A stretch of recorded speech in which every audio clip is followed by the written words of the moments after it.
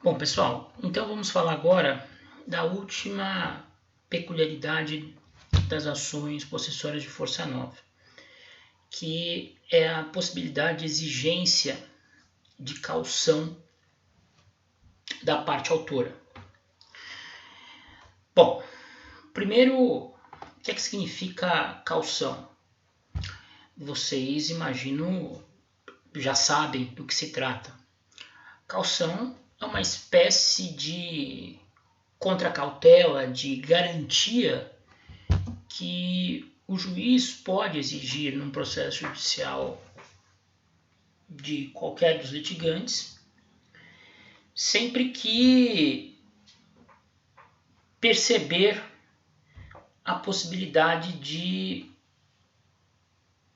geração de um dano irreparável ou de difícil reparação à parte contrária. O 559 do Código de Processo Civil diz que se o réu provar em qualquer tempo que o autor provisoriamente mantido ou reintegrado na posse carece de idoneidade financeira para, no caso de sucumbência, responder por perdas e danos, o juiz designar-lhe-á o prazo de 5 dias para requerer caução, real ou fidejussória, sob pena de ser depositada a coisa litigiosa, ressalvada a impossibilidade da parte economicamente suficiente. Vamos traduzir isso para tentar deixar a coisa redonda, de fácil compreensão. Nós vimos, e eu expliquei isso na aula passada, que as ações de força nova notabilizam-se por assegurar ao autor, que supostamente é vítima da lesão à posse praticada pelo réu, um meio mais rápido de obter uma proteção do Poder Judiciário. É muito mais fácil obter um provimento liminar de urgência na ação possessória de força nova, quando comparada a situação à ação possessória de força velha, que segue o rito comum. Nós vimos que nas ações possessórias de força nova, basta o autor demonstrar que a lesão à sua posse ocorreu há menos de ano e dia da propositura da demanda, para que o juiz seja obrigado a lhe outorgar-lhe uma proteção liminar. Ao passo que nas ações de força velha, que tramitam sob o rito comum, para obter uma tutela de urgência, o autor, além de demonstrar a plausibilidade do direito, vai ter que demonstrar no caso concreto que a sua situação gera um risco de dano irreparável, de difícil reparação. Nas ações possessórias de força nova, nós vimos, a lei estabelece uma presunção de periculo in more em favor daquele que propõe a demanda antes do decurso de ano e dia da lesão à sua posse. É presumido o periculo in more nesse caso. Nas ações de rito comum de força velha é diferente. O autor tem que provar o risco de dano irreparável de difícil reparação. Ou seja, a situação do autor da ação possessória de força nova é muito mais favorável em termos de proteção provisória, de obtenção de tutela de urgência. Em contrapartida a essa, entre aspas, facilidade, a esse comportamento mais afável do legislador para com o autor da ação possessória, permite-se, assegura-se ao réu da demanda a possibilidade de exigir do juiz, de requerer ao juiz que obrigue o autor da ação a prestar uma caução para poder continuar protegido liminarmente, quando o autor demonstra não possuir idoneidade financeira para, no caso de uma derrota futura, no julgamento final de mérito, indenizar os prejuízos gerados ao réu, que foi desapossado ou afastado liminarmente do poder que até então exercia sobre a coisa. O que se quer com isso? Se quer impedir que o autor da ação possessória, conquistando o provimento liminar, aproveitando-se da facilidade do tratamento mais complacente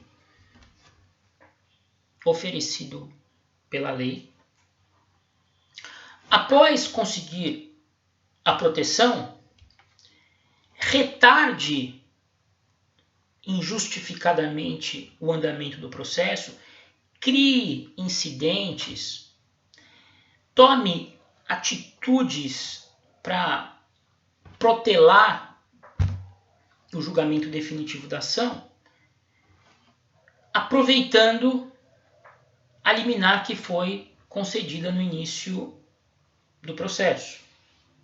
Ou seja, quer-se impedir que o autor tire proveito da sua situação privilegiada de estar usufruindo da proteção liminar garantida pelo ordenamento.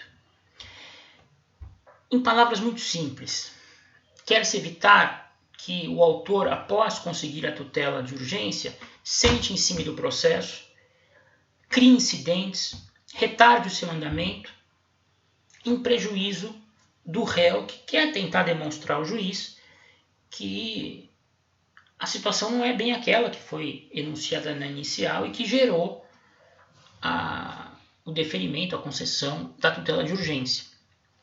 Então, admite-se que o réu possa solicitar ao juiz a fixação de uma caução quando o autor da ação mostrar-se inidôneo do ponto de vista financeiro para, no caso de uma eventual derrota, ressarcir os prejuízos gerados ao réu, que teve a liminar deferida em seu desfavor. Então, percebendo o réu que foi alvo da liminar, que o autor da ação terá sérias dificuldades para indenizar prejuízos gerados por força da concessão da tutela de urgência. Ao final do processo, quando o juiz, digamos, reconhecer que na realidade a razão estava com o réu, demonstrando isso ao magistrado, o réu pode solicitar que ele exija do autor a prestação de uma garantia, de uma caução. Tá certo? Caução que pode ser real, representada por um bem, né? Um bem material, um bem corpóreo, móvel ou imóvel, ou mesmo uma caução fidejussória, fiança, né? Garantia pessoal, certo?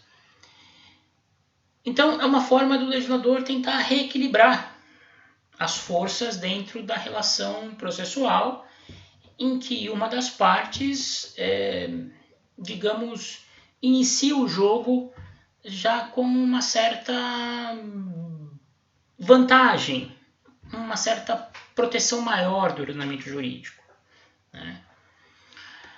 Agora, evidentemente que o juiz só vai deferir essa caução, eventualmente solicitada pelo réu, se além do réu demonstrar a inidoneidade financeira do autor em relação a uma possível indenização de prejuízos, ficar evidenciado que as razões do réu, que a defesa do réu tem algum fundamento, ou seja, de que é possível a reversão do quadro que ensejou a concessão da liminar.